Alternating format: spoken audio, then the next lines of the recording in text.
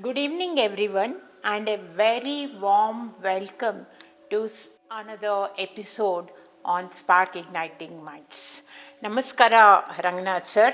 ನಮಸ್ಕಾರ Today madam. we are truly honored to have you with us, a visionary leader, an educationist, an exceptional engineer, and a humanitarian. Thank you. Sir, you are the chairman and managing director of EI Technologies, and on behalf of Spark Igniting Minds, I extend a hearty welcome to this Thank you. episode. Thank you madam. We are truly delighted to have you here. And I have been reading about your journey, and I must say, from a very small village of Chamarajanagar, you have been leading some of the remarkable infrastructure and renewable energy products, and your story is truly inspiring, I can say. And also, you have spent 3 decades with highways, water resources, and also renewable energy. You are very interested in Vedas and incredible things that you have explained, you know. A great salute to you, sir, for knowing Vedas so much, and you have also developed a prototype. Like you said that Purusha Sukta can generate electricity, and you have developed a prototype also. If you can share that experience and tell us what it's all about, I think it's a great knowledge to the audience. Thank you so much madam. Today is going to be a great day. Let me start my introduction with a small prayer to the greatest guru. Om Namah Pranavarthaya Shuddha Gnanaya Murtaye Shankaracharya Gurun Vande Shri Dakshinamurtaye Namaha. It is surprising and strange that I have been blessed in my life by several great Pandit, scholars, ಅನೇಕ ಜನ ವಿದ್ವಾಂಸರು, ಗೊತ್ತೋ ಗೊತ್ತಿಲ್ಲದೆಯೋ ಅವರ ಒಂದು ಕೃಪೆ ಆಶೀರ್ವಾದ ಇವತ್ತು ನನ್ನನ್ನು ಈ ಜಾಗಕ್ಕೆ ತಂದಿಟ್ಟಿದೆ. ನನ್ನ ಜರ್ನಿನಲ್ಲಿ ಮೊಟ್ಟ ಮೊದಲು ನಾನು ಯೋಚಿಸಬೇಕು ಅಂದರೆ ಚಕ್ರವರ್ತಿ ಗೋಪಾಲಾಚಾರ್ಯ ಅಂತ ಆಸ್ಥಾನ ವಿದ್ವಾಂಸರಾಗಿದ್ದರು. ಮೈಸೂರು ನಾಲ್ವಡಿ ಕೃಷ್ಣರಾಜ ಒಡೆಯರಿಂದ ಸಂಸ್ಕೃತ ಪಾಠಶಾಲೆಗೆ ಅವರಿಗೆ ಚಕ್ರವರ್ತಿ ಅಂತ ಬಿರುದು ಕೊಟ್ಟಿದ್ದರು. ನಾವು ಚಾಮರಾಜನಗರದಲ್ಲಿದ್ದಾಗ ಅವ್ರ ಮನೆಯಲ್ಲಿ 1ನೇ ಕ್ಲಾಸು, 2ನೇ ಕ್ಲಾಸು, 3ನೇ ಕ್ಲಾಸ್ನಲ್ಲಿದ್ದಾಗ ಮೊಟ್ಟ ಮೊದಲು ನಮಗೆ ಪುರುಷ ಸೂಕ್ತ ಇರಬಹುದು, ಶ್ರೀ ಸೂಕ್ತ ಇರಬಹುದು, ನಾರಾಯಣ ಸೂಕ್ತ ಇರಬಹುದು, ಮತ್ತು ಅಮರಕೋಶ ಇರಬಹುದು, ವ್ಯಾಕರಣ ಇರಬಹುದು, ಇದಕ್ಕೆಲ್ಲ ಒಂದು ಶ್ರೀಕಾರವನ್ನು ಹಾಕಿದ್ರು. ಸಾಯಂಕಾಲ 4:15 ಸ್ಕೂಲಿಂದ ಬಂದ ಮೇಲೆ 5ರಿಂದ 7 ಗಂಟೆ ಆಟಾಡ ಬದಲು ನಮಗೆ ಆಗ ಒಂದು ರೀತಿಯಾಗಿರ್ತಕ್ಕಂಥ ಬಂಧನವೇನೋ ಅಂತ ಅನ್ನಿಸ್ತಿತ್ತು. ಆದರೆ ಅವತ್ತು ಆ ಗುರುಗಳು ನಮಗೇನು ಹೇಳಿಕೊಟ್ರು, ಇವತ್ತೂ ಸಹಿತ ನಾನು 60ನೇ ವಯಸ್ಸಿನಲ್ಲಿ ಅದಷ್ಟನ್ನು ನಾನು ಹಾಗೆ ರೀಪ್ರೊಡ್ಯೂಸ್ ಮಾಡಬಲ್ಲೆ. ಆಗ ನಮ್ಮ ಹತ್ರ ಪುಸ್ತಕ ಇರಲಿಲ್ಲ madam. It was very difficult.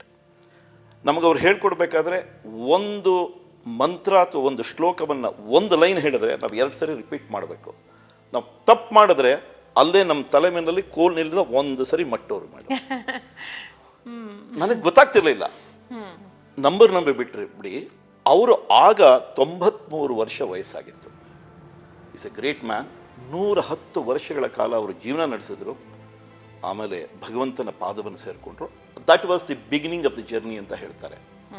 ನಾನು I am ever grateful to him. Without him nothing would have happen, whatever it may be. ಮುಂದೆ ಜೀವನದಲ್ಲಿ ನಡೀತಾ ಅನೇಕ ಪಾಠಗಳನ್ನು ಕಲ್ತ್ವಿ. ಸ್ಕೂಲ್ ಆಯಿತು, ಇಂಜಿನಿಯರಿಂಗ್ ಮುಗೀತು. ಅದಾದಮೇಲೆ ಕಂಪ್ನಿಯಲ್ಲಿ ಕೆಲಸ ಶುರು ಮಾಡೋಕ್ಕೆ ಬಂದೆ. ಅನೇಕ ದೇಶಗಳಲ್ಲಿ ಕೆಲಸ ಮಾಡಿದೆ. ಸ್ವಂತ ಕಂಪ್ನಿ ಶುರು ಮಾಡಿದೆ.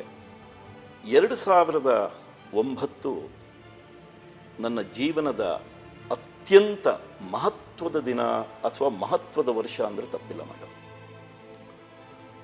ನಾನು ಒಂದು ಸರಿ ಆಫೀಸ್ನಲ್ಲಿ ಕೂತಿರ್ಬೇಕಾದ್ರೆ ನನಗೆ ತುಂಬ ಆಪ್ತರು ಒಬ್ಬರು ಪ್ರೊಫೆಸರ್ ಬಂದ್ಬಿಟ್ಟು, ಸರ್ ನಿಮ್ಮನ್ನು ನಾನಿವತ್ತು ಯಲಹಂಕ ಕರ್ಕೊಂಡು ಹೋಗ್ತೀನಿ, ಅಲ್ಲಿ ಒಬ್ಬರು ತುಂಬ ಸಾಧಕರೊಬ್ಬರಿದ್ದಾರೆ, ನಿಮ್ಮನ್ನು ಅವ್ರಿಗೆ ಇಂಟ್ರಡ್ಯೂಸ್ ಮಾಡಿಕೊಡ್ತೀನಿ ಅಂತ ಕರ್ಕೊಂಡು ಹೋದರು. ಕೆಲವೊಮ್ಮೆ ಏನಾಗುತ್ತೆ, ನಮಗೆ ಯಾರಾದರೂ ಆತ್ಮದಿಂದ ಹತ್ತಿರವಾದರೆ ಮನಸ್ಸು ಸೆಳೆಯುತ್ತಂತೆ. ಸೊ ಹೀಗೆ ಆ ಮನಸ್ಸು ಸೆಳೀತವತ್ತು ನನ್ನೆಲ್ಲ ಕೆಲಸಗಳನ್ನು ಬಿಟ್ಟು ನಾನು ಅವರ ಮನೆಗೆ ಹೋದೆ. ಅವತ್ತು ಆ ಮಹಾನ್ ತಪಸ್ವಿ ಅಂತ ಹೇಳಿದ್ರು ತಪ್ಪಿಲ್ಲ. ಇಂಥ ಕಲಿಯುಗದಲ್ಲೂ ಈ ರೀತಿಯಾಗಿರ್ತಕ್ಕಂಥ ಸಾಧಕರು ಇದ್ದಾರೆ ಅಂತಂದರೆ ನಂಬಲಿಕ್ಕೆ ಸಾಧ್ಯವಿಲ್ಲ. ಅವ್ರನ್ನ ಮೊಟ್ಟ ಮೊದಲು ನಾನು ಭೇಟಿ ಮಾಡಿದ್ದು ನನ್ನ ಜೀವನದಲ್ಲಿ ನಾನು ಮರೆಯಲಿಕ್ಕೆ ಸಾಧ್ಯವಿಲ್ಲ. ಅವ್ರ ಹೆಸರು ಡಾಕ್ಟರ್ ಎಚ್.ಎಸ್. ಸತೀಶ್ ಚಂದ್ರ. 17 ವರ್ಷಗಳ ಕಾಲ ತಪಸ್ಸು ಮಾಡಿದ್ರು ಅವರು. ಉತ್ತರ ಕಾಶಿನಲ್ಲಿ ಅನೇಕ ತಿಂಗಳುಗಳು ಅವರಲ್ಲಿದ್ದರು. ಅಲ್ಲಿದ್ದಾಗ ಒಬ್ಬರು ಅವಧೂತರನ್ನವರು ಭೇಟಿ ಮಾಡ್ತಾರೆ. ಈ ಅವಧೂತರು ಅವರ ಮುಂದೆ ಪ್ರತಿದಿನ 1 ರಿಂದ 2 ನಿಮಿಷಗಳ ಕಾಲ ಅವರು ಮುಂದೆ ಬರ್ತಿದ್ರು. ಇವರಿಗೆ ಸಿಕ್ಕಾಪಟ್ಟೆ ಹಸಿವು, ತಿನ್ನಲಿಕ್ಕೇನೂ ಇಲ್ಲ, ಬರೀ ಮಂಜಿನಿಂದ ಕೂಡಿದೆ. ಮೊದಲನೇ ದಿನ ಬಂದಿರ್ತಾರೆ, 1 ಬಾಳೆಹಣ್ಣು ಕೊಟ್ಟರು. 2ನೇ ದಿನ ಬಂದರು, ಬಾಳೆಹಣ್ಣು ಕೊಟ್ಟರು. 3ನೇ ದಿನ ಬಂದರು, ಬಾಳೆಹಣ್ಣು ಕೊಟ್ಟರು. 4ನೇ ದಿನ ಬಂದಾಗ ಅವರ ಮಾತು ಇವ್ರಿಗೆ ಅರ್ಥವಾಗಲ್ಲ, ಇವ್ರ ಮಾತು ಅವ್ರಿಗೆ ಅರ್ಥವಾಗಲ್ಲ. ಹಾವಭಾವಗಳಿಂದ ಏನು ಮಾಡಿದೆ ಅಂತ ಕೇಳಿದಾಗ ಈ ಬಾಳೆಹಣ್ಣು ಅಷ್ಟು ತಿಂದೆ ಅಂತ ಹೇಳಿದ್ರು. ಅವಧೂತರು ಅವರ ತಲೆಯ ಮೇಲೆ ಒಂದು ಕೈ ಇಟ್ಬಿಟ್ಟು ನೀನು ವಾಪಸ್ ಹೋಗು ಅಂತ ಹೇಳಿದ್ರು. ಇವರೊಂದು ಸಾಧನೆ ಮಾಡಲಿಕ್ಕೆ ಹೊರಟಿದ್ರು. ಏನು? ವೇದಗಳಲ್ಲಿ ಯಾವುದೇ ಒಂದು ಮಂತ್ರ, ಋಕ್ ಅಥವಾ ಶ್ಲೋಕ ಅಂತ ನೀವೇನಾದರೂ ಒಂದು ತಗೊಂಡಿದ್ದೇ ಆದರೆ 3 ಅರ್ಥಗಳನ್ನು ಕೊಡಬಹುದು ಅಂತ ಅವರ ಮನಸ್ಸಿಗೆ ಬಂದಿತ್ತು. ಅವರು ಇಂಡಿಯನ್ ಇನ್ಸ್ಟಿಟ್ಯೂಟ್ ಆಫ್ ಸೈನ್ಸ್ನಲ್ಲಿ ಮಾಸ್ಟರ್ ಡಿಗ್ರಿ ಮಾಡಿ ಎಲೆಕ್ಟ್ರಿಕಲ್ ಇಂಜಿನಿಯರಿಂಗ್ ಮಾಡಿದರು. BE electrical, master degree in electrical engineering from university science. Highly knowledgeable person.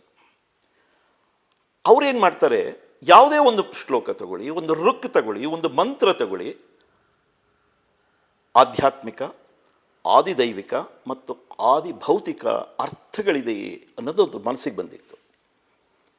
ಇದನ್ನು ಚಿಂತನೆಯನ್ನು ಮಾಡ್ತಾ ಮಾಡ್ತಾ ಮಾಡ್ತಾ ಇರಬೇಕಾದ್ರೆ ಅವರ ಮನೆಯಲ್ಲಿ ಅವರ ತಂದೆ ಪ್ರತಿದಿನ ಪೂಜೆಯನ್ನು ಮಾಡಬೇಕಾದ್ರೆ, ಅಭಿಷೇಕ ಮಾಡಬೇಕಾದ್ರೆ ಪುರುಷ ಸೂಕ್ತವನ್ನು ಹೇಳಿ ಅಭಿಷೇಕ ಮಾಡ್ತಿದ್ರು.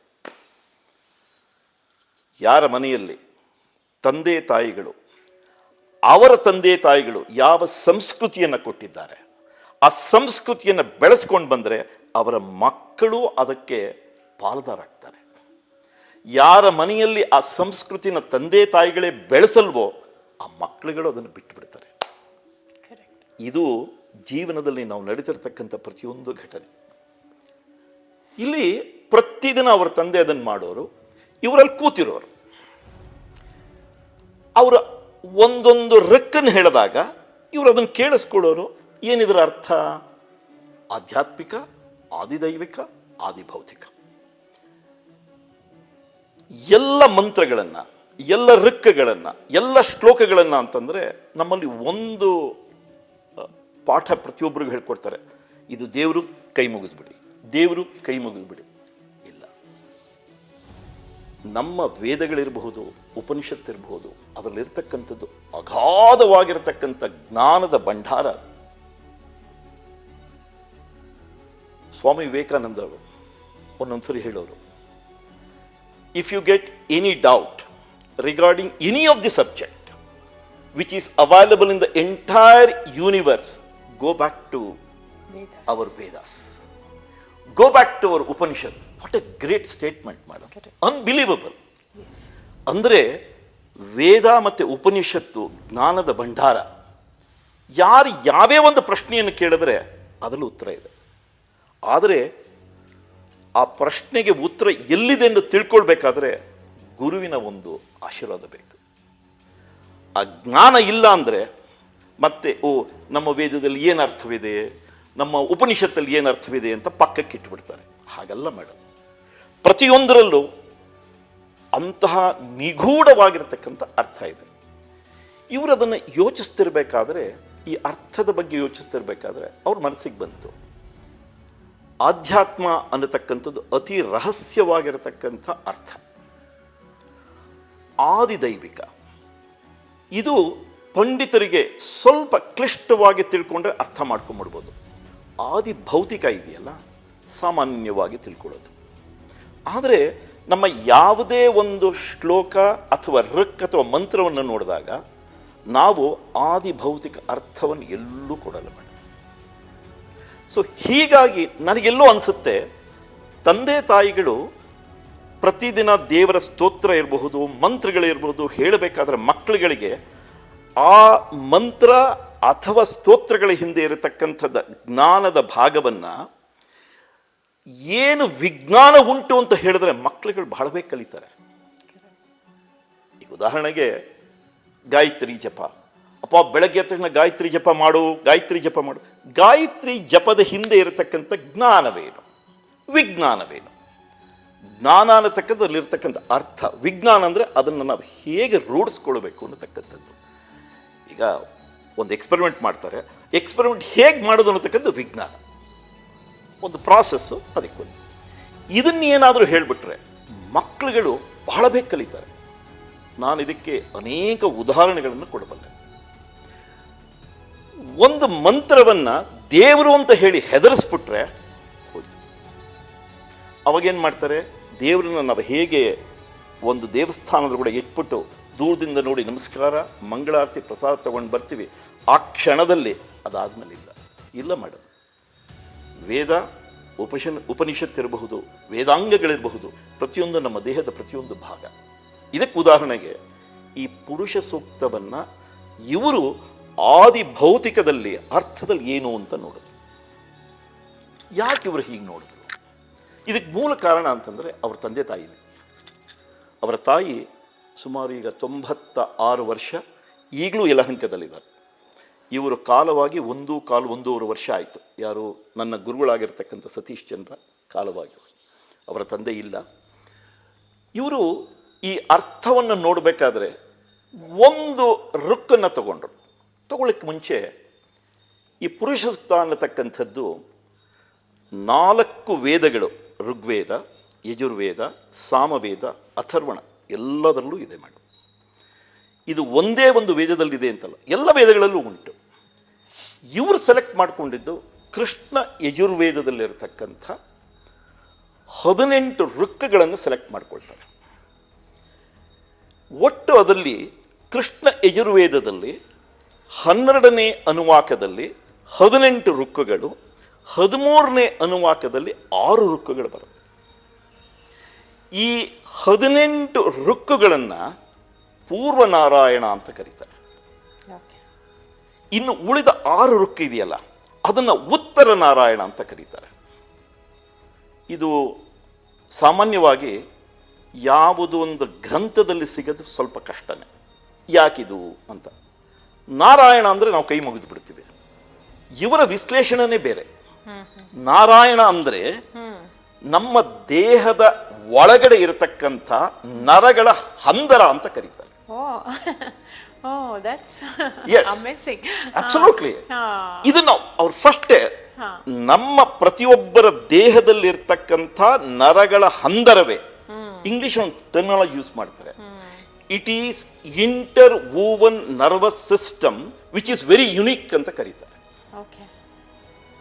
And it requires technology to understand ಅಂತ ಹೇಳ್ಕೊಂಡು ಬರ್ತಾರೆ. ಸೊ ಇವರು ಮೊಟ್ಟ ಮೊದಲನೆಯಾಗಿ ಇದನ್ನು ಕೊಡಬೇಕಾದ್ರೆ ಪೂರ್ವನಾರಾಯಣ, ಉತ್ತರ ನಾರಾಯಣ ಅಂತ ಕರೆದ್ಬಿಟ್ರು. ನಮಗೆ ಫಸ್ಟು ಯಾಕಿದು ಪೂರ್ವನಾರಾಯಣ ಮತ್ತು ಉತ್ತರ ನಾರಾಯಣ ಅಂತ ಕರೆದ್ರು, ಏನಿದರ ಅರ್ಥ ಅಂತ ಗೊತ್ತಾಗಲಿಲ್ಲ. ಸೊ ನಾನು 2009 ಅವ್ರನ್ನ ಭೇಟಿ ಮಾಡೋಕ್ಕೆ ಹೋದಾಗ ಗುರುಗಳೇ ಏನಿದು ಅಂತ ಹೇಳಿದ್ರು. ಅವ್ರು ಹೇಳಿದ್ರು, ಒಟ್ಟು 24 ಋಕ್ಕುಗಳಲ್ಲಿ ಋಗ್ವೇದದಲ್ಲಿ 2 ಕಮ್ಮಿ ಇದೆ, ಯಜುರ್ವೇದದಲ್ಲಿ ಮಾತ್ರ 24 ಉಂಟು. ನಾನು ನಿಮಗೆ 16 ಋಕ್ಕುಗಳ ಅರ್ಥವನ್ನು ಹೇಳಬಲ್ಲೆ, ಆದಿಭೌತಿಕ. ಇನ್ನು 2 ನಿಮಗೆ ಬಿಟ್ಟಿತ್ತು, ಇನ್ನು 6 ಇದೆಯಲ್ಲ ದಯವಿಟ್ಟು ಕೇಳಬೇಡಿ ಅಂದರು. ನನಗೆ ಅರ್ಥ ಆಗಲಿಲ್ಲ, ಯಾಕೆ ಹಿಂಗೆ ಕೇಳ್ತಿದ್ದೀರಾ ಅಂತ. ಅವ್ರು ಹೇಳಿದ್ರು, ಈ 16 ಅಥವಾ 18 ಋಕ್ಕುಗಳು ಅಂತ ನೀವೇನು ನೋಡ್ತೀರ ಕೃಷ್ಣ ಯಜುರ್ವೇದದಲ್ಲಿ, ಇದರಲ್ಲಿ ಈ ಎಲೆಕ್ಟ್ರಿಸಿಟಿ ಅಥವಾ ವಿದ್ಯುತ್ ಶಕ್ತಿ ಅಂತ ನೀವೇನು ಕರಿತೀರ, ಇದರ ಜನರೇಷನ್ನಿಗೆ ಬೇಕಾಗಿರತಕ್ಕಂಥ ಎಲ್ಲ ರೀತಿಯಾಗಿರತಕ್ಕಂಥ ಟೆಕ್ನಾಲಜಿ ಇಟ್ ಈಸ್ ಎಂಬೆಡೆಡ್ ಅಂತ ಹೇಳಿದ್ರು. ನಂಗೆ ಆಶ್ಚರ್ಯ ಆಗೋಯ್ತು. ನೀವು ನೋಡ್ತಾ ಆಶ್ಚರ್ಯ ಎಲ್ಲರಿಗೂ. ನಾನು ಫಸ್ಟ್ ನೀವು ಪುರುಷ ಸೂಕ್ತದಲ್ಲಿ ವಿದ್ಯುತ್ ಉತ್ಪಾದನೆ ಮಾಡಬಹುದು ಅಂದ್ರೆ ಅದೊಂದು ದೊಡ್ಡ ಆಶ್ಚರ್ಯ. ಹೆಂಗೆ ಅಂತ ನಾನು ಗುರುಗಳು ಕೇಳಿದೆ, ನಿಮ್ಮ ಮನಸ್ಸಿಗೆ ಇದು ಹೇಗೆ ಬಂತು? ಆಗ ಅವರು ಒಂದು ಹೇಳಿದ್ರು, ಈಗ ಮೊದಲನೇ ಋಕ್ ತಗೊಳ್ಳಿ. ಅವ್ರ ತಂದೆ ಹೇಳೋರು ನಾರಾಯಣನ ವಿಗ್ರಹ ಇತ್ತು, ಅಭಿಷೇಕ ಮಾಡೋರು. ನಿಜವಾಗ್ಲೂ ಆದಿದೈವಿಕ ಆಧ್ಯಾತ್ಮಿಕ ಸ್ವರೂಪದಲ್ಲಿ ನೋಡಿದ್ದೆ ಆದರೆ ಕರೆಕ್ಟ್, ನೀವು ಹೇಳಿದ್ರಿ ಮಾಡಿದ್ರಿ. ನೀವು ಪ್ರತಿಯೊಂದು ರುದ್ರ ತಗೊಳ್ಳಿ, ಕ್ಷಮೆ ತಗೊಳ್ಳಿ, ಪ್ರತಿಯೊಂದು ಹಿಂದೆ ಇಲ್ಲ ಸಂಖ್ಯಾಶಾಸ್ತ್ರ ಉಂಟು, ಇಲ್ಲ ಅದರ ಹಿಂದೆ ಇರತಕ್ಕಂಥ ಒಂದು ಟೆಕ್ನಾಲಜಿ ಉಂಟು. ನಾವು ಮುಂದೆ ಇದರ ಬಗ್ಗೆನೂ ತಗೊಳ್ಳುವ. ಇಲ್ಲಿ ಅವ್ರು ಹೇಳಬೇಕಾದ್ರೆ ಮೊದಲನೇ ರುಕ್ಕನ್ನು ತಗೊಂಡ್ರು ಅವರು. ನನಗೆ ಇವತ್ತು ಜ್ಞಾಪಕ ಇದೆ, ಗಂಟೆ ಹೊಡೆದಂಗೆ ಅವ್ರು ಹೇಳಿದ್ರು, ನೀವು ಸ್ಮಾರ್ತ ಬ್ರಾಹ್ಮಣರಲ್ವೇ? ಹೌದು ಗುರುಗಳೇ. ನಿಮ್ಮ ತಂದೆ ಮನೆಯಲ್ಲಿ ಪೂಜೆ ಮಾಡ್ತಿದ್ರು ಗುರುಗಳೇ. ಹಾಗಿದ್ರೆ ಮೊದಲನೇ ರುಕ್ ಹೇಳಿ. ನಾನು ಹೇಳಿ ಪರವಾಗಿಲ್ಲ, ನಾನಿದ್ದೀನಿ ಅಂದರು. ಆ ಧೈರ್ಯ ಕೊಡೋರು ನಮಗೆ. ಗುರುಗಳು ಶಿಷ್ಯರಿಗೆ ಯಾವತ್ತು ಈ ರೀತಿಯ ಧೈರ್ಯ ಕೊಡ್ತಾರೆ, ಶಿಷ್ಯರ ಮೇಲೆ ಬರ್ತಾರೆ. ಸಹಸ್ರ ಶೀರುಷ ಪುರುಷ ಸಹಸ್ರಾಕ್ಷ ಸಹಸ್ರಪಾದ್ ಸಭೂಮಿಂ ವಿಶ್ವತೋ ವೃತ್ವ ಅತ್ಯತಿಷ್ಠ ದಶಾಂಗುಲಂ. ಅವ್ರು ಹೇಳಿದ್ರು, ನೀವು ಅಲ್ಲಿ ನಿಂತ್ಕೊಳ್ಳಿ. ಇದರ ಅರ್ಥ ಏನು? ನಂಬರ್ಸ್ ಎಲ್ಲ ಇದೆಯಲ್ಲ, ಅಷ್ಟದಿಶ್ಯ ದಶಾಂಗುಲಂ ನೋಡಿ, ಈಗ ನೀವೇ ನೋಡಿ. ನನ್ನ ಅದು ಒಳ ಅಂತರಾರ್ಥಕ್ಕೆ ಹೋಗೇ ಇಲ್ಲ, ನೀವೇ ಅದನ್ನು ಹೇಳ್ತಾ ಹೋಗ್ತೀರ. ಈಗ ಅಂದ್ರೆ 18ನೇ ಋಕ್ಕಲ್ಲಿ ಯಾವ ಮಹರ್ಷಿ ಬರ್ದ ನೋಡಿ. ನಮ್ಮ ಹಿಂದಿನ ಋಷಿಗಳು ಮುನಿಗಳು ಎಷ್ಟು ಗ್ರೇಟ್ ಅನ್ನೋದಕ್ಕೆ ವೇದಗಳಿರಬಹುದು, ಉಪನಿಷತ್ತು ಯಾರು ಬರ್ದಿತ್ತು ಹೆಸರೇ ಇಲ್ಲ. ಇವತ್ತು ನೀವೇನಾದ್ರೂ ಮಾಡಿದ್ರೆ ಪೇಟೆಂಟ್ ಅನಾದಿ ಕಾಲದಿಂದಲೂ ಇದೆ ಅಂತ ಹೇಳ್ಬಿಟ್ಟಿದ್ದಾರೆ ಅಷ್ಟೇ. ಎಲ್ಲಿ ಯಾರು ಹೇಗೆ ಏನು ಗೊತ್ತಿಲ್ಲ. ವೇದಗಳು ಅಪೌರುಷೇಯ, ದೃಗ್ಗೋಚರ ಅನ್ನೋ ಶಬ್ದಗಳನ್ನ ಹೇಳ್ತೀವಿ, ಆದರೆ ಯಾರು ಬರ್ತಿದ್ದಿಲ್ಲ ಗೊತ್ತಿಲ್ಲ ನಮಗೆ. ಎಂಥ ಒಂದು ಜ್ಞಾನ ಭಂಡಾರವನ್ನು ನಮಗೆ ಕೊಟ್ಬಿಟ್ರು. ಇದ್ರ ಹಿಂದೆ ಇರತಕ್ಕಂಥ ಇಷ್ಟೊಂದೆಲ್ಲ ಇದೆಯಲ್ಲ, ಇದನ್ನು ನಾವು ಯಾಕೆ ಉಪಯೋಗಿಸ್ಕೊಳ್ಳಲ್ಲ ಅನ್ನೋ ಒಂದು ಅರ್ಥದಲ್ಲಿ ನೋಡ್ತಾ ಹೋಗ್ತಿರ್ಬೇಕಾದ್ರೆ, ಇವರು ಅವರ ತಂದೆ ಅಲ್ಲಿ ಅಭಿಷೇಕ ಮಾಡ್ಬೇಕಾದ್ರೆ ಇದನ್ನು ಹೇಳ್ಬೇಕಾದ್ರೆ ಪ್ರತಿ ಸಲ ಯೋಚಿಸೋರಂತೆ. ಯಾಕೆಂದ್ರೆ ಇವರು ಸಂಸ್ಕೃತದ ಜ್ಞಾನವಿತ್ತು. ನಮ್ಮ ಮಂತ್ರಗಳು, ನಮ್ಮ ಉಪನಿಷತ್ತಿಗೆ ಸ್ವಲ್ಪ ಸಂಸ್ಕೃತದ ಜ್ಞಾನವಿದ್ದರೆ ಅರ್ಥ ಮಾಡ್ಕೊಳ್ಳೋದು ಬಹಳ ಸುಲಭ. ಇವರು ಅದನ್ನು ತಗೊಂಡ್ಬಿಟ್ಟು ಮೊದಲನೆಯನ್ನು ಅವ್ರ ತಂದೆಗೆ ಪ್ರಶ್ನೆ ಮಾಡ್ತಾರೆ. ಅಪ್ಪ, ಇದರಲ್ಲಿ ಹೀಗೆ ಬರ್ತಿದೆ, ಯಾರಿಗಾಗಿ ಈ ಋಕ್ಕು ಅಥವಾ ಮಂತ್ರವನ್ನು ಶ್ಲೋಕವನ್ನು ನೀವು ಹೇಳ್ತಿರೋದು? ಅವ್ರ ತಂದೆ ಬಹಳ ಖುಷಿ ಆಗತ್ತೆ. ಮಗ ನಾನು ಹೇಳ್ತಕ್ಕಂಥ ಮಂತ್ರದ ಬಗ್ಗೆ ಒಂದು ಪ್ರಶ್ನೆ ಕೇಳ್ತಿದ್ದಾನೆ. ಖುಷಿಯಿಂದ ಹೇಳ್ತಾರೆ, ಮಗು ಇದು ನಾರಾಯಣನ ಪ್ರಸನ್ನ ಮಾಡಲಿಕ್ಕೋಸ್ಕರ ಹೇಳತಕ್ಕಂಥ ಸೂಕ್ತನಪ್ಪ, ಇದರ ಹೆಸರು ಪುರುಷ ಸೂಕ್ತ. ಹೌದಾ ಅಪ್ಪ? ಹಾಗಿದ್ರೆ ಇದರಲ್ಲಿ ಮೊದಲನೆಯ ಪಂಕ್ತಿಯನ್ನು ತಗೊಂಡ್ರೆ ಸಹಸ್ರ ಶೀರುಷ ಪುರುಷ ಸಹಸ್ರಾಕ್ಷಸ್ ಅಂತಂದ್ರೆ 1,000 ತಲೆ ಇದೆ. ಅಕ್ಷಿಗಳು ಅಂದ್ರೆ ಕಣ್ಣು, 1,000 ಕಣ್ಣು ಅಂದರೆ ನಾರಾಯಣಿಗೆ 1,000 ತಲೆಗೆ 1,000 ಕಣ್ಣು. ಹಾಗಿದ್ದಾನ ನಾರಾಯಣ? ತಂದೆಗೆ ಬಹಳ ಕೋಪ ಬಂದ್ಬಿಡುತ್ತೆ. ಓ ಕೋಪ ಬಂತ? ತುಂಬ ಕೋಪ ಬಂದ್ಬಿಡುತ್ತೆ ನಾರಾಯಣಿಗೆ. ಹಾ ಏನ್ ನೀನ್ ಕೇಳ್ತಿರೋದು, ಹಾ ಅಲ್ಲಿ ಏನಿದೆ ಅದನ್ನ ನೀನ್ ಹೇಳ್ಬೇಕು. ಅಷ್ಟೇ ಅಷ್ಟೇ ಜಾಸ್ತಿ ಕಲಿಸ್ಕೊಡೋದು ನಮ್ಗೆಲ್ಲ. ಈ ಮಗು ಹೆದರ್ಕೊಳ್ಳುತ್ತೆ. ಹಾ ಆಗ ನೋಡಿ, ತಾಯಿಯ ಮಮತೆ ಅಗಾಧವಾಗಿರತಕ್ಕಂಥದ್ದು. ಹೀಗಾಗಿ ಇವತ್ತು ನಾವು ತಾಯಿ ಅಂತಂದರೆ ನಮ್ಮ ಭೂಮಿಗೆ ಹೋಲಿಸ್ತೀವಿ. ಹೌದು. ಆ ತಾಯಿ ಓಡಿ ಬರ್ತಾರೆ, ಆ ಮಗುನ ಎತ್ಕೊಳ್ತಾರೆ, ತಮ್ಮ ಸೆರಗಿಂದ ಕಣ್ಣನ್ನು ಒರೆಸ್ತಾರೆ, ಬಾ ಮಗು ಅಂತ ಒಂದು ಮುದ್ದು ಕೊಟ್ಬಿಟ್ಟು ಕರ್ಕೊಂಡು ಹೋಗ್ತಾರೆ. ಏನು ಪ್ರಶ್ನೆ ಕೇಳಿದೆ ಮಗು ನೀನು? ಅಲ್ಲಮ್ಮ, ಅಣ್ಣ ಪೂಜೆ ಮಾಡ್ತಿದ್ದಾರೆ, ನನಗೆ ಗೊತ್ತಿರೋ ಸಂಸ್ಕೃತದ ಜ್ಞಾನದಿಂದ ಇದಕ್ಕೆ ಅರ್ಥ ಹೀಗಲ್ವಾ ಅಂತ ಕೇಳಿದೆ. ಹಾಗಿದ್ರೆ ನಾರಾಯಣ, ನೀನು ಯೋಚಿಸ್ತಿರೋದು ನಿಜವಾಗಲೂ ಒಂದು ರೀತಿ ಕರೆಕ್ಟು. ಆದರೆ ನಿಮ್ಮ ತಂದೆ ಗೊತ್ತಿಲ್ಲದಲೇ ಇದ್ದರೆ ಇನ್ನೊಬ್ರು ಯಾರನ್ನಾದರೂ ಪಂಡಿತರನ್ನು ಕೇಳಪ್ಪ. ಆದರೆ ನಿನ್ನ ಚಿಂತೆ ಇದೆಯಲ್ಲ, ಏನು ಯೋಚಿಸ್ತಿದೆಯಲ್ಲ, ಅದನ್ನು ಅಲ್ಲಿ ನಿಲ್ಲಿಸ್ಬೇಡ ಅಂತ ಹೇಳಿದ್ರು. ಅವತ್ತೇನಾದರೂ ಅವರ ತಾಯಿ ಈ ಮಗುವಿಗೆ ಅವರ ತಂದೆ ಗದರದ ಹಾಗೆ ಗದರಿದ್ರೆ ಇವತ್ತು ಟೆಕ್ನಾಲಜಿನ ನೋಡೋಕೆ ಅಲ್ಲಿಗೆ ಅವ್ನು ನಿಂತು ಹೋಗ್ಬಿಡ್ತಾ ಇತ್ತು. ಅವನಿಗೆ ಆ ಕುತೂಹಲನೇ ಇರ್ತಿರ್ಲಿಲ್ಲ. ಅದಕ್ಕೆ ನಾವು ಯಾವತ್ತೂ ಜೀವನದಲ್ಲಿ ಹೇಳ್ತೀವಿ, ಎಂಕರೇಜ್ಮೆಂಟ್ ಅಂತ ನಾವು ಏನು ಕರಿತೀವಿ, ಭಾಳ ಇಂಪಾರ್ಟೆಂಟ್ ಮೇಡಮ್. ಮಕ್ಕಳಾಗಿರಲಿ, ಯಾರು ತಪ್ಪು ಮಾಡಿದ್ರೆ ತಪ್ಪನ್ನು ತಿದ್ದಿ ಮುಂದುವರಿಬೇಕು. ಅನೇಕ ಉದಾಹರಣೆಗಳಿದೆ ಇದಕ್ಕೆ. ಈಗ ಉದಾಹರಣೆಗೆ ನಮ್ಮ ಸ್ವಾಮಿ ವಿವೇಕಾನಂದ ನರೇಂದ್ರ ಆಗಿತ್ತು ಹುಟ್ಟಿದಾಗ. ಒಂದು ಸಣ್ಣ ಘಟನೆ. ಅವರ ತಂದೆ ವಿಶ್ವನಾಥ್ ರಾಯರು ಪ್ರತಿದಿನ ಸಾರೋಟಲ್ಲಿ ಹೋಗ್ತಿರ್ತಾರೆ. ಆ ಸಾರೋಟನ್ನು ಓಡಿಸ್ತಕ್ಕಂಥ ಸಾರಥಿ ಇದ್ನಲ್ಲ, ತುಂಬ ಚೆನ್ನಾಗಿ ಡ್ರೆಸ್ ಮಾಡ್ಕೊಂಡಿರ್ತಾರೆ, ಒಂದು ಟೋಪಿ, ಒಂದು ಎಲ್ಲ ಇರುತ್ತೆ. ಸಾಯಂಕಾಲ ಬಂದಾಗ ಅವ್ರ ಸ್ನೇಹಿತರ ಮುಂದೆ ಕೂಸಿರ್ತಾರೆ, ಮಗ ಬರ್ತಾನೆ, ತೊಡೆ ಮೇಲೆ ಕೂರಿಸ್ಕೋತಾರೆ. ಅವ್ರ ಸ್ನೇಹಿತರಲ್ಲ, ಮಗು ನೀನ್ ಮುಂದೆ ಏನಾಗಬೇಕು, ಸಾರೋಟ್ ಓಡಿಸ್ತಾನಲ್ಲ ಆ ಸಾರಥಿ, ಅದನ್ನಾಗಬೇಕು ಅಂತಾರೆ. ಇವ್ರ ಅಪ್ಪನಿಗೆ ಬಹಳ ಕೋಪ ಬಂದ್ಬಿಡುತ್ತೆ. ಒಂದು ಕಪಾಲ ಕೊಡ್ತಾರೆ, ಮಗು ಒಳಗೆ ಶುರು ಮಾಡಿಬಿಡುತ್ತೆ. ಅವ್ರ ತಾಯಿ ಒಡೆಯಿಂದ ಓಡಿ ಬರ್ತಾರೆ. ಭುವನೇಶ್ವರಿ ನಿಜವಾಗ್ಲೂ ತಾಯಿ. ಆ ಮಗುನ ಕರ್ಕೊಳ್ತಾರೆ, ಸೀದಾ ಕರ್ಕೊಂಡು ಅಡುಗೆ ದೇವ್ರ ಮನೆಗೆ ಹೋಗ್ತಾರೆ, ಕಣ್ಣೆರಡು ಒರೆಸ್ತಾರೆ.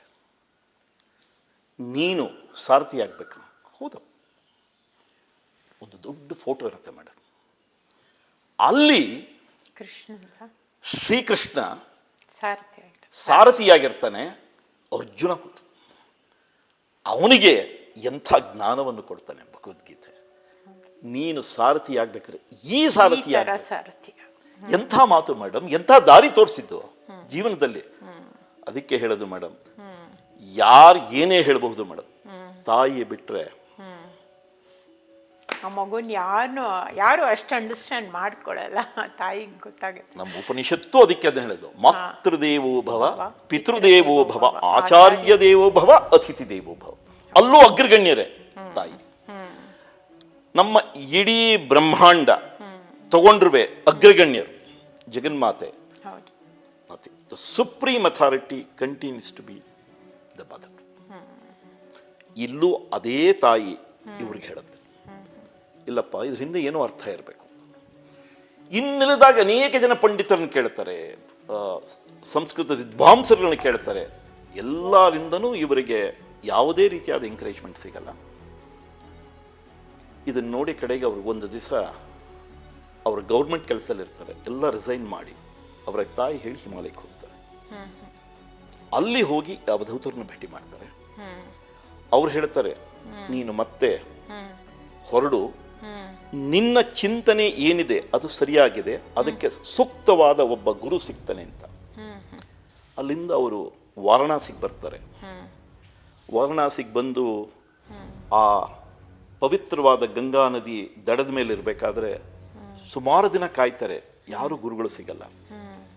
ಇನ್ನು ನನ್ನ ಜೀವನಕ್ಕೆ ಅರ್ಥವಿಲ್ಲ ಅಂತ ಇರಬೇಕಾದ್ರೆ ಅಂದು ಅಲ್ಲಿ ಒಬ್ಬರು ಗುರುಗಳು ಪ್ರಕಟವಾಗ್ತಾರೆ. ಅವ್ರ ಹೆಸರು ತತ್ವಾಮಾನಂದ್ ಅಂತ. ಅವರು ಡಬಲ್ ಗ್ರ್ಯಾಜುಯೇಟ್ ಫ್ರಮ್ ಮಹಾರಾಷ್ಟ್ರ. ಎಲ್ಲವನ್ನು ಬಿಟ್ಟು ಈ ಆಧ್ಯಾತ್ಮ ಚಿಂತನೆಯಲ್ಲಿ ತಪಸ್ಸು ಮಾಡಲಿಕ್ಕೋಸ್ಕರ ಅಲ್ಲಿರ್ತಾರೆ.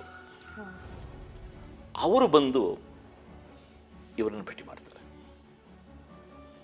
ನಾವಿವತ್ತು ಹೇಳ್ತೀವಿ ಮೇಡಮ್, ನಿಜವಾಗಲೂ ಗುರು ಶಿಷ್ಯನ ಹುಡ್ಕೊಂಡು ಬರ್ತಾರೆ. ಹುಡ್ಕೊಂಡು ಬಂದು ಬೇಟಾ ತುಮಾರ ಪ್ರಾಬ್ಲಮ್ ಕ್ಯಾ ಹೈ, ಹೀಗೆ ಹಿಂದಿನಲ್ಲಿ ಕೇಳ್ತಾರೆ. ಒಳು ಹೇಳ್ತಾರೆ ಹೀಗೆ ಅಂತ. ನಾನು ಹೀಗೆ ತಿಳ್ಕೊಂಡಿದ್ದೀನಿ, ನನ್ನ ಅರ್ಥ ಹೀಗಿದೆ, ಆದರೆ ಯಾರೂ ನನಗೆ ಮಾಡ್ತಾರಲ್ಲ. ಕೈಯಿಂದ ತಲೆ ಮೇಲೆ ಒಂದು ಸರಿ ಪಟ್ ಅಂತ ಹಿಂಗೆ ಹೊಡಿತಾರೆ ಮೇಡಮ್. ತುಮ್ ಜೋ ಸೋಚ್ ರಹೆ ವೋ ಸಹಿ ಹೈ, आपको वो मिलेगा, उसका जो चिंतन करना है ऐसा दिशा में जाओ. He shows the direction. That is exactly the guru. ಮೊದಲನೇ ಗುರು ತಾಯಿ, ಎರಡೈಯಲ್ಲಿ ಸಿಗ್ತಾರೆ. ದೆನ್ ಅಲ್ಲಿಂದ ಬಂದು 17 ವರ್ಷಗಳ ಕಾಲ ತಪಸ್ ಮಾಡ್ತಾರೆ ಮೇಡಮ್. ಒಂದೊಂದಕ್ಕೂ ಅಕ್ಷರಗಳಿಗೂ ಅದರಲ್ಲಿರ್ತಕ್ಕಂಥ ವ್ಯಾಕರಣ ಇರಬಹುದು, ಅಲ್ಪಪ್ರಾಣ ಮಹಾಪ್ರಾಣ ಪ್ರತಿಯೊಂದನ್ನು ನೋಡಿ ನೋಡಿ ನೋಡಿ ನೋಡಿ ನೋಡಿ ಇದಕ್ಕೆ ಏನು ಅರ್ಥ ಕೊಡ್ಬೋದು ಆದಿ ಭೌತಿಕ ಅಂತ ಹೋಗ್ತಾರೆ.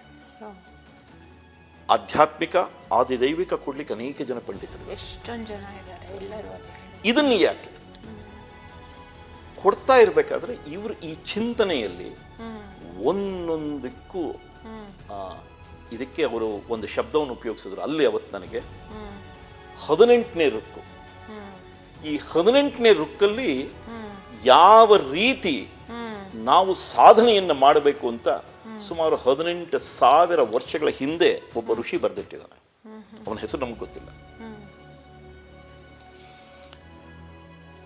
ಈ 18ನೇ ರುಕ್ನಲ್ಲಿ ಅವನು ಹೇಳ್ತಾನೆ, ನಮ್ಮ ದೇಹದಲ್ಲಿ ನವರಂಧ್ರಗಳಿದೆ, ಪಂಚೇಂದ್ರಿಯಗಳಿದೆ, ಜ್ಞಾನೇಂದ್ರಿಯಗಳಿದೆ. ಇದಿಷ್ಟನ್ನು ನವರಂಧ್ರಗಳನ್ನ ಅಂದ್ರೆ ನಮ್ಮ ಈ ಉಸಿರಾಟದಿಂದ ಬಂಧ ಮಾಡಿ ಈ ಪಂಚೇಂದ್ರಿಯ ಜ್ಞಾನೇಂದ್ರಿಯಗಳನ್ನ ಹೊರಭಾಗ ನೋಡದಲೆ ಅಂತರ್ಮುಖ ಮಾಡ್ಕೋಬೇಕಂತೆ. I come to that. ಇದಕ್ಕೊಂದು ಟರ್ಮಿನಾಲಜಿ ಉಪಯೋಗಿಸ್ತಾರೆ, ಇಂಗ್ಲೀಷ್ನಲ್ಲಿ ಯೂಸ್ ಮಾಡ್ತಾರೆ. It is called deep meditation ಅಂತ ಕರೀತಾರೆ. ನಿಮ್ಮ ಮೆಡಿಟೇಷನ್ ಹಂಗೆ ಮಾಡ್ಕೋಬಹುದು. ಇಟ್ ಈಸ್ ಪಾಸಿಬಲ್ ಮಾಡಿ. ಓಕೆ. ನಿಮ್ಮ ಉಸಿರಾಟ ಇದೆಯಲ್ಲ, ಶ್ವಾಸ ಉಚ್ಛ್ವಾಸಗಳು, ಸಾವು ಅಂದ್ರೆ ಏನು ಮೇಡಮ್? ಸಾವು ಅಂದ್ರೆ ಏನು? ಉಸಿರಾಟ ನಿಂತು ಹೋಗೋದು ಅಷ್ಟೇ. ನೀವು ಇದನ್ನು ರೆಗ್ಯುಲೇಟ್ ಮಾಡಿದ್ರೆ, ಈಗ ಅಘೋರಿಗಳು 200 ವರ್ಷ ಜೀವನ ನಡೆಸಿದ್ದಾರೆ, 250 ಜನ ಇಚ್ಛಾಮರಣಿಗಳು ಅಂದ್ರೆ ಯು ಕಂಟ್ರೋಲ್ ಯುವರ್ ಬ್ರೆತ್ ಅಂತ. ನೀವು ಅದನ್ನು ಕಂಟ್ರೋಲ್ ಮಾಡಿ ನಿಮ್ಮ ರೆಗ್ಯುಲೇಷನ್ ತಗೊಂಡ್ಬಿಟ್ರೆ ಯು ಡನ್ ವಿತ್ ಇಟ್. ಇಚ್ಛಾಮರಣಿ ಆಗ್ಬೇಕಾ? ಆಗಬಹುದು. ಇದೇ ಟೆಕ್ನಾಲಜಿ. ಸ್ಲೋ ಆಗಿ ಬ್ರೀತ್ ಮಾಡ್ತಿರೋ ಅಷ್ಟು ಐಸ್ ಜಾಸ್ತಿ ಆಗ್ತಾ ಹೋಗುತ್ತೆ. ಉದಾಹರಣೆಗೆ ನೀವು ಬ್ರೀತ್ ಮಾಡ್ತೀನಿ ಅಂತಾರೆ, nothing but loss of energy. ಎಷ್ಟು ಎನರ್ಜಿ ತಗೊಳ್ಳಿ. ಈಗ ಉದಾಹರಣೆಗೆ ಓಡ್ತಿರ್ತೀರಾ ಅಂತ ಇಟ್ಕೊಳ್ಳಿ, breathing will be very fast. So ಅದಕ್ಕೆ ಹಿಂದಿನ ಕಾಲದಲ್ಲಿ ಋಷಿಮುನಿಗಳು ಯಾಕೂ ತಪಸ್ ಮಾಡೋರು? Only to control their breath ಅಷ್ಟೇ. Absolutely. Meditation is all about breathing. So ಇವರು ಈ ಪರ್ಟಿಕ್ಯುಲರ್ ಟೆಕ್ನಾಲಜಿ ಬಗ್ಗೆ 18,000 ವರ್ಷ, ಈ ಪ್ರೊಸೆಸ್ ಯಾವಾಗ ಬರ್ತಿದ್ದು ಯಾರಿಗೂ ಗೊತ್ತಿಲ್ಲ. ವೇದಗಳು ಅಂತ ನಾವು ಋಗ್ವೇದದ ಬಗ್ಗೆ 20,000 to 22,000 ವರ್ಷಗಳು ಅಂತ ನಾವು ಹೇಳ್ತೀವಿ, ಇರಬಹುದು. 15,000 ವರ್ಷ ಇಟ್ಕೊಳ್ಳಿ, 10,000 ಇಟ್ಕೊಳ್ಳಿ, ಕ್ಯಾಲ್ಕುಲೇಷನ್ಸ್ಗಾದ್ರೂ ಇಟ್ಕೊಳ್ಳಿ. ಆಗಿನ ಕಾಲದಲ್ಲಿ ಒಬ್ಬ ಮಹರ್ಷಿ ಬರಿತಾನೆ ಅಂತ ಅನ್ಬೇಕಾದ್ರೆ ಅವನದು ಜ್ಞಾನ ಏನಿರಬಹುದು? ನಮ್ಗೆ ಆಶ್ಚರ್ಯ ಆಗ್ಬಿಡುತ್ತೆ, ಇಷ್ಟೆಲ್ಲ ಇದೆಯಾ ಇದ್ರೊಳಗೆ ಅನ್ನೋದಕ್ಕೆ. ಅವನು ಅದಕ್ಕೆ ಒಂದು ಉದಾಹರಣೆನೂ ಕೊಡ್ತಾ ಹೋಗ್ತಾನೆ, ಬಹಳ ಚೆನ್ನಾಗಿ ಕೊಡ್ತಾನೆ ಅವನು. ಈ ರುಕ್ಕನ್ನೇ ಹೇಳಬೇಕಾದ್ರೆ ಅವನು ಕೊಡ್ತಾ ಹೋಗ್ತಾನೆ. ಜೀವನದಲ್ಲಿ ಪ್ರತಿಯೊಂದು ಮಾಡತಕ್ಕಂಥ ಕೆಲಸಕ್ಕೆ ನಾವು ಯಾವ ರೀತಿಯಲ್ಲಿ ನಾವು ಅನುವಾಗಬೇಕು ಅನ್ನೋದಕ್ಕೆ ಅವನು ಹೇಳ್ತಾನೆ. ಯಜ್ಞೇನ ಯಜ್ಞಮಯಜಂತ ದೇವಾಃ ತಾನಿ ಸರ್ವಾಣಿ ಪ್ರಥಮಾನ್ಯಾಸನ್ ತೇಹನಾಕಂ ಮಹಿಮಾನಃ ಸಚಂತೆ ಯತ್ರ ಪೂರ್ವೇ ಸಾಧ್ಯ ಸಂತಿ ದೇವಾಃ. ನೋಡಲಿಕ್ಕೆ ಕೇಳಲಿಕ್ಕೆ ಬಹಳ ಚೆನ್ನಾಗಿರುತ್ತೆ. ಇದು ಆದಿಭೌತಿಕ ಅರ್ಥವೇನು ಅನ್ನೋದೊಂದು ತಿಳ್ಕೊಂಡ್ಬಿಟ್ರೆ ಮೇಡಮ್ ಇದು ನಾವು ಜೀವನದಲ್ಲಿ ಏನೇ ಒಂದು ಮಾಡ್ತೀರಾ, ನೀವು ಅಡುಗೆ ಮಾಡ್ತೀರಾ, ನಾನು ಓದ್ತೀನಿ, ಮಕ್ಕಳು ಆಟ ಆಡ್ತಾರೆ, Sachin Tendulkar he become A very good batsman ಅಲ್ವಾ ಮೇಡಮ್? ಯಾಕೆ ಆ ಎಕ್ಸ್ಪರ್ಟಿ ಹೆಂಗಿಂದ ಬಂತು? ನೀನು ಏನು ಮಾಡ್ತೀಯೋ ಒಂದು ಯಜ್ಞ ಅಂತ ತಿಳ್ಕೊಳ್ಳಯ್ಯ ಅಂತ ಹೇಳ್ತಾನಲ್ಲಿ ಆ ಋಷಿ. ಆಗ 18,000 ವರ್ಷಗಳಡೆ ಅಂದರೆ ನಮ್ಮ ಮನಸ್ಸು ಅಲ್ಲಿ ಕೇಂದ್ರೀಕೃತವಾಗಬೇಕು, ಆ ಫೋಕಸ್ ಬರಬೇಕು ಅಂತ. ಅಡುಗೆ ಮಾಡಬೇಕಾದ್ರೆ ಒಂದು ಮೊಬೈಲ್ ಇಟ್ಕೊಂಡು ಏನೋ ಒಂದು ಮಾಡ್ತಿದ್ರೆ ಉಪ್ಪು ಜಾಸ್ತಿ ಆಗುತ್ತೆ, ಖಾರ ಹುಳಿ ಏನೋ ಆಗುತ್ತೆ.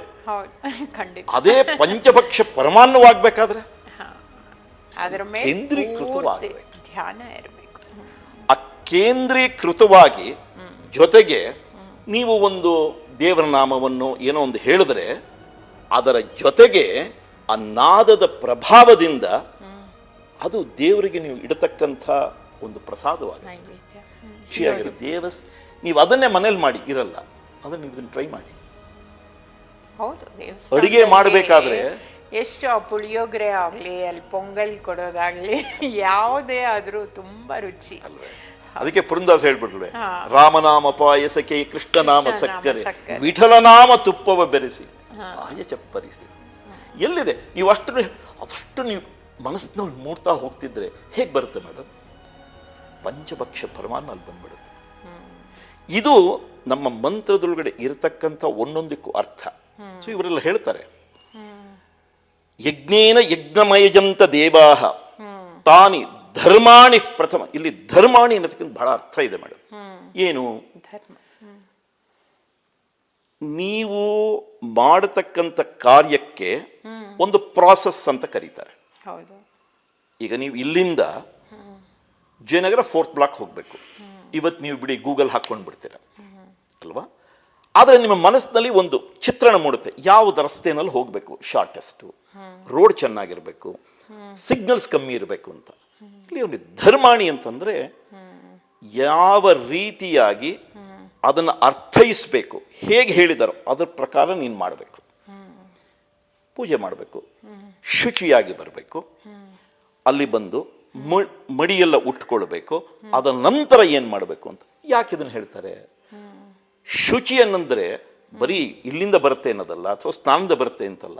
ಯಾಕೆ ಅಂತಂದರೆ ಮಾಡಿದಾಗ ಮನಸ್ಸಿನಲ್ಲಿ ಆ ಭಾವನೆ ಬರುತ್ತೆ.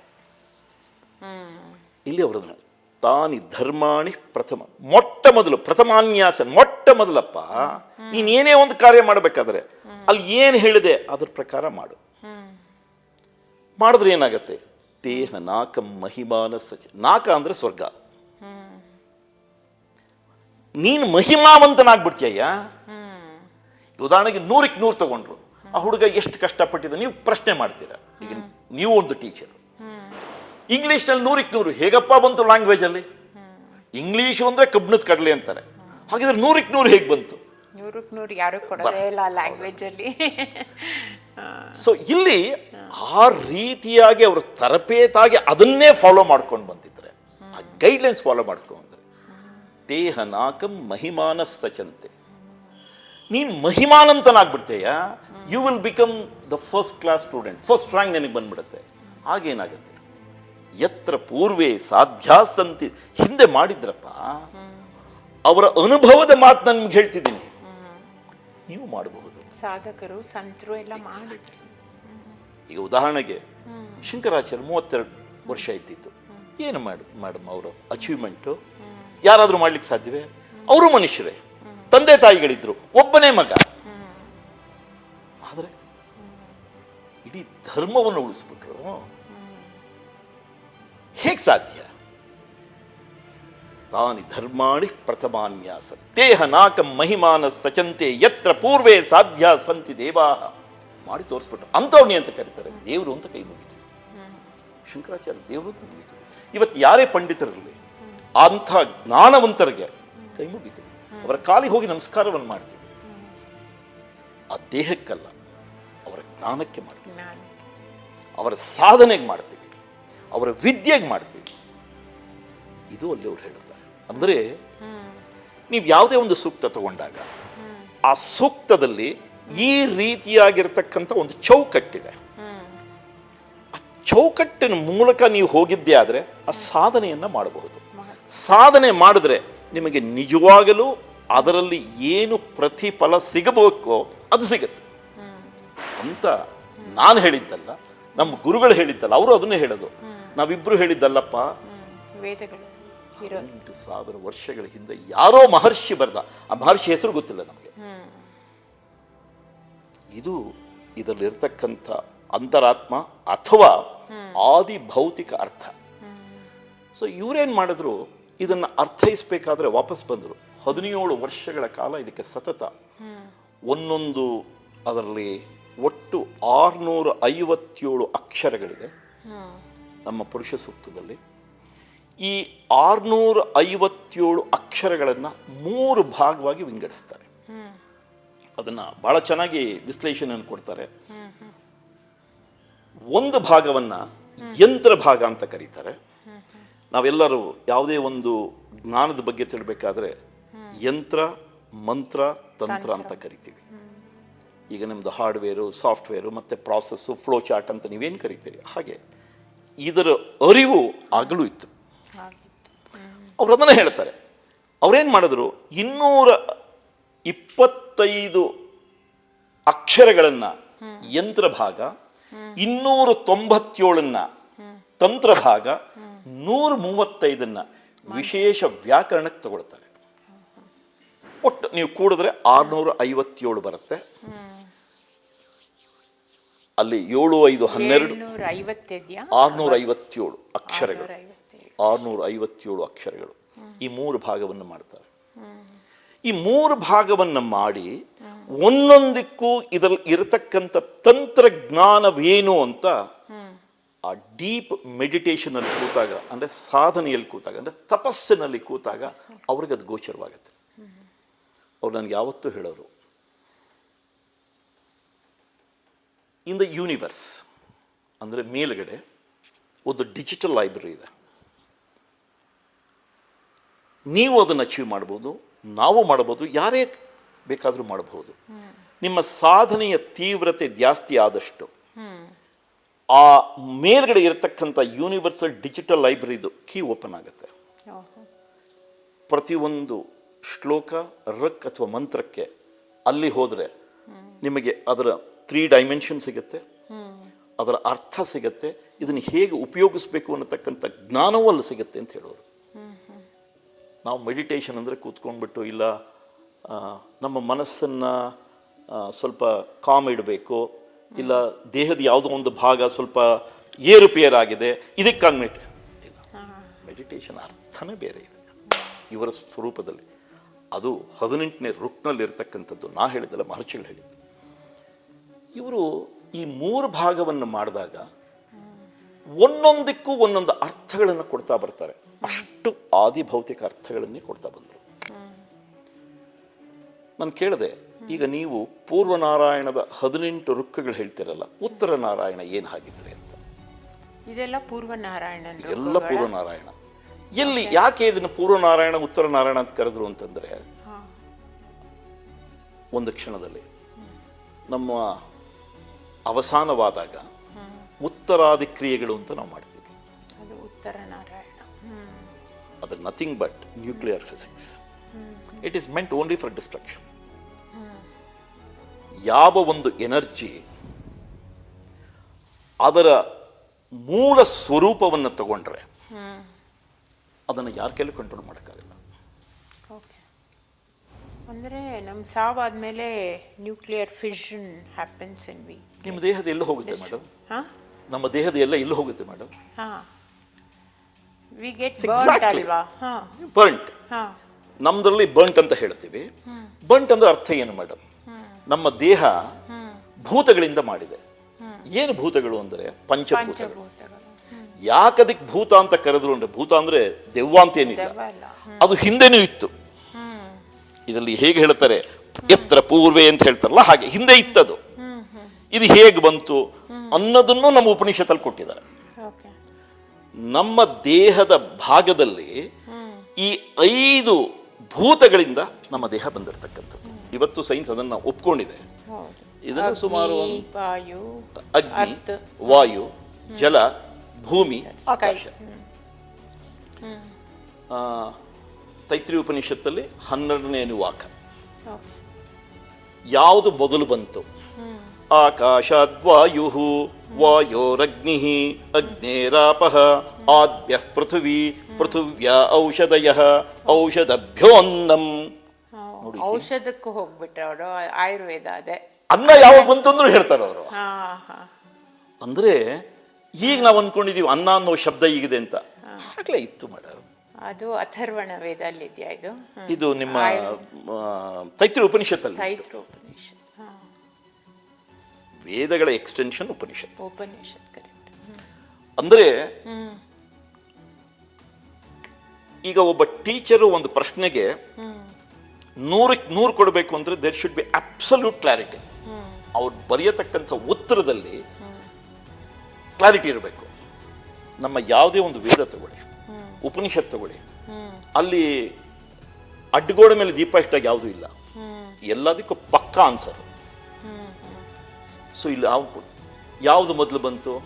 ಇವತ್ತು ನಮ್ಮ ಸೈನ್ಸ್ ಕೇಳಿ ನೋಡಿ, ಬಿಗ್ ಬ್ಯಾಂಗ್ ಥಿಯರಿ ಬಗ್ಗೆ ಹೇಳ್ತಾರೆ, ಹೌದಾ? ಇಲ್ಲಿ ಏನು ಹೇಳ್ತಾನೆ? ಯಾವುದು ಮೊದಲು ಬಂತು, ಯಾವುದರಿಂದ ಅದಾದ್ಮೇಲೆ ಇನ್ನೊಂದು ಬಂತು, ಅದಾದ್ಮೇಲೆ ಏನು ಬಂತು, ಪ್ರತಿಯೊಂದು ಹೇಳ್ತಾ ಹೋಗ್ತಾನೆ. ನಮ್ಮ ದೇಹವನ್ನು ಅದರಿಂದನೇ ಆಗಿರ್ತಕ್ಕಂಥದ್ದು. ನೀವು ಹೇಳಿದ್ರಿ ಆಫ್ಟರ್ವರ್ಡ್ಸ್ ಗೆಟ್ ಬರೀಡ್, ನಮ್ಮನ್ನು ಮಾಡಿ ಬೂದಿ ಆಗತ್ತೆ ಅಂತ, ಎಲ್ಲ ವಾಪಸ್ ಹೊಟ್ಟೋಗುತ್ತೆ ಎಲ್ಲ. ಹಾಗಿದ್ರೆ ಇದು ಎಲ್ಲ ಪ್ರಕ್ರಿಯೆಗಳು ನಡಿಬೇಕಾದ್ರೆ ಇದರ ಒಂದೊಂದ್ರದ್ದು ಜ್ಞಾನ ಹಿಂದೆ ಇತ್ತ, ನಿಜವಾಗ್ಲೂ ಇತ್ತು. ಅವ್ರು ನೋಡಿದ್ದನ್ನ ಬರೆದ್ರು. ಅದಕ್ಕೆ ನಾವೇನ್ ಮಾಡ್ವಿ, ದೃಗ್ಗೋಚರ ಅವರು ಡೀಪ್ ಮೆಡಿಟೇಷನ್ ಅಲ್ಲಿ ಕೂತಾಗ ಅವರ ಮನಸ್ಸಿಗೆ ಇದೆಲ್ಲ ಬಂತು. ಏನು ಬಂತು? ಬರಿತಾ ಹೋದ್ರು. ಇದು ಇದರ ಹಿಂದೆ ಇರತಕ್ಕಂಥ ಒಂದು ಅತ್ಯಂತ ನಿಗೂಢ ಅಂತ ಹೇಳಬಹುದು, ಅಥವಾ ರಹಸ್ಯ ಅಂತಲೂ ಹೇಳಬಹುದು, ಅಥವಾ ನಾರ್ಮಲ್ ಆಗಿ ಹೇಳಬೇಕು ಒಂದು ವಿಷಯ ಅಂತ ಹೇಳಬಹುದು. ಹಾಗಿದ್ರೆ ಈ ಪೂರ್ವನಾರಾಯಣ ಉತ್ತರ ನಾರಾಯಣ ಕೊಡಬೇಕಾದ್ರೆ ಏನು ಅರ್ಥದಿಂದ ಕೊಟ್ಟರು ಅಂದರೆ, ನಿಮ್ಮಲ್ಲಿ ಒಂದು ಚಾಕು ಇದೆ ಅಥವಾ ನೈಫ್ ಅಂತ ನೀವೇನು ಕರೀತೀರ,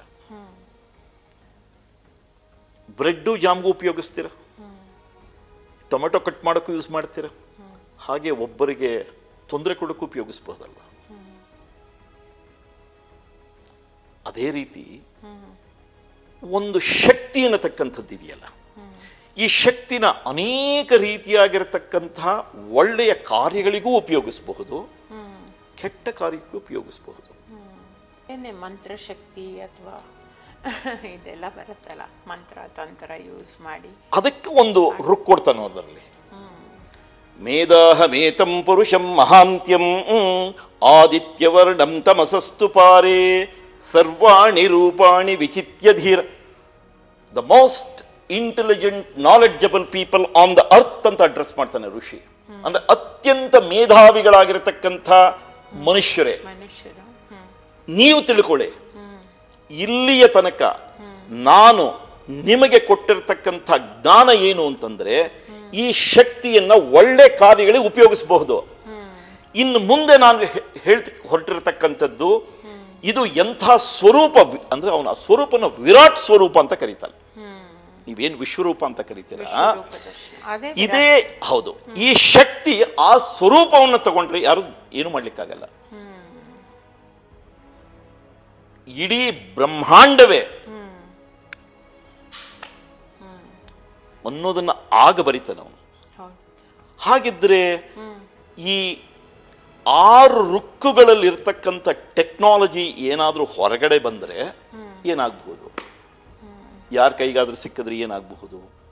ಹೀಗಾಗಿ ಆ ಗುರುಗಳು ಯಾವುದೇ ಕಾರಣಕ್ಕೂ ಒಂದು ರೊಕ್ಕಕ್ಕೆ ಮಾತ್ರ ನಾನು ಅದನ್ನು ಡಿಕೋಡ್ ಮಾಡಿದೆ. ಸುಮಾರು ಒಂದು 10-15 ಸಾವಿರ ಪ್ರಿಂಟ್ ಕಾಪಿ ಆಯಿತು. ಅದಾದಮೇಲೆ ಅವರು ಯಾವುದೇ ಕಾರಣಕ್ಕೂ ಮತ್ತೆ ಬರಿಬೇಡಿ ನೀವು ಅಂದರು, ನಿಲ್ಲಿಸ್ಬಿಟ್ಟೆ ಮೇಡಮ್. ನಾನು ಅದನ್ನು ಡಿಕೋಡ್ ಹೋಗಲಿಲ್ಲ. ಇದೆಲ್ಲ ನೀವು ಡಿಕೋಡ್ ಮಾಡಿದ್ದ ಒಂದನ್ನು ಮಾತ್ರ ಎಲೆಕ್ಟ್ರಿಸಿಟಿ ಅವ್ರು ಮಾಡಿಬಿಟ್ರು. ಇದಕ್ಕೆ ನಾನು ಡಿಕೋಡ್ ಮಾಡಲಿಲ್ಲ, ಅವ್ರು ಹೀಗಿರಬಹುದು ಅಂತ ಹೇಳಿದ್ರು. ಅವರು ಎಷ್ಟು ರುಕ್ಕುಗಳೆಲ್ಲಿದೆ ನಿಮ್ಮ ಮೋಡ್ ಆಫ್ ಎಲೆಕ್ಟ್ರಿಸಿಟಿ ಇದಲ್ವಾ? ಈಗ ನೋಡಿ ಮೇಡಮ್, ಈ ಮೊದಲ 18 ರುಕ್ ಇದೆಯಲ್ಲ ಮೇಡಮ್, ಇದರಲ್ಲಿ ಇರತಕ್ಕಂಥದ್ದು ಪೂರ್ವನಾರಾಯಣ ಅಂತ ನಾನು ಏನು ಹೇಳಿದೆ. ಇಲ್ಲಿ ಈ ಎಲೆಕ್ಟ್ರಿಸಿಟಿ ಅಥವಾ ವಿದ್ಯುತ್ ಶಕ್ತಿಯನ್ನ ಯಾವ ರೀತಿಯಲ್ಲಿ ನಾವು ಜನರೇಟ್ ಮಾಡಬಹುದು ಅನ್ನೋದನ್ನ ಕೊಡ್ತಾ ಹೋಗ್ತಾರೆ. ಹಾಗಿದ್ರೆ ಯಾವ್ಯಾವ್ದಿತ್ತು, ಯಾವ ರೀತಿಯಾದ ಸ್ವರೂಪವಾದ ಶಕ್ತಿಗಳಿತ್ತು. ಈಗ ನಾವು ಹೇಳ್ತೀವಿ ನೋಡಪ್ಪ, ಈಗೆಲ್ಲ ನಾವು ಮಾಡರ್ನ್ ಟೆಕ್ನಾಲಜಿ ಪ್ರಕಾರ ಹೈಡ್ರೋ ಪವರ್ ಇದೆ, ಥರ್ಮಲ್ ಇದೆ, ನಾವು ಜನರೇಟ್ ಮಾಡಬಹುದು ಅನ್ನೋದನ್ನ ಕೊಡ್ತಾ ಹೋಗ್ತಾರೆ. ಹಾಗಿದ್ರೆ ಯಾವ್ಯಾವ್ದಿತ್ತು, ಯಾವ ರೀತಿಯಾದ ಸ್ವರೂಪವಾದ ಶಕ್ತಿಗಳಿತ್ತು. ಈಗ ನಾವು ಹೇಳ್ತೀವಿ ನೋಡಪ್ಪ, ಈಗೆಲ್ಲ ನಾವು ಮಾಡರ್ನ್ ಟೆಕ್ನಾಲಜಿ ಪ್ರಕಾರ ಹೈಡ್ರೋ ಪವರ್ ಇದೆ, ಥರ್ಮಲ್ ಇದೆ, ಆಮೇಲೆ ನ್ಯೂಕ್ಲಿಯರ್ ಇದೆ, ವಿಂಡ್ ಇದೆ, ಸೋಲಾರ್. ಈಗ ನಾನು ನಿಮ್ಗೊಂದು ಪ್ರಶ್ನೆ ಕೇಳ್ತೀನಿ ಮೇಡಮ್, 18-20 ಸಾವಿರ ವರ್ಷಗಳ ಹಿಂದೆ ಈ ಋಷಿಮನಿಗಳ ಬಗ್ಗೆ, ಈ ಟೆಕ್ನಾಲಜಿ ಬಗ್ಗೆ ಗೊತ್ತಿತ್ತಾ? ನಾವು ಯಾರಿಗಾನ ಪ್ರಶ್ನೆ ಕೇಳಿದ್ರೆ ಇಲ್ಲ ಗೊತ್ತಿಲ್ಲ. ಫಸ್ಟ್ ಆಫ್ ಆಲ್ ವೇದಗಳೇ ಗೊತ್ತಿಲ್ಲ, ಸಾಂಸ್ಕ್ರಿಟ್ ಗೊತ್ತಿಲ್ಲ, ವೇದ ಗೊತ್ತಿಲ್ಲ, ಏನೋ ಇದೆ ಜ್ಞಾನ ಅಂತ ಗೊತ್ತು, ಏನಿದೆ ಅಂತ ಯಾರಿಗೂ ಗೊತ್ತಿಲ್ಲ. ನಾನು ನಿಮಗೆ ಇದಕ್ಕೆ ಉತ್ತರ ಕೊಟ್ರೆ ಆ ಋಷಿ ಕಂಡಂತ ಜ್ಞಾನವನ್ನು ನಿಮ್ಗೆ ಹೇಳಿದ್ರೆ ನಿಮ್ಗೆ ಆಶ್ಚರ್ಯವಾಗುತ್ತೆ. ನೋಡಿ, ಅದ್ರಲ್ಲಿ ಒಂದು ರುಕ್ ಕೊಡ್ತಾರೆ. ಏನಂತ ಕೊಡ್ತಾರೆ ಗೊತ್ತಾ?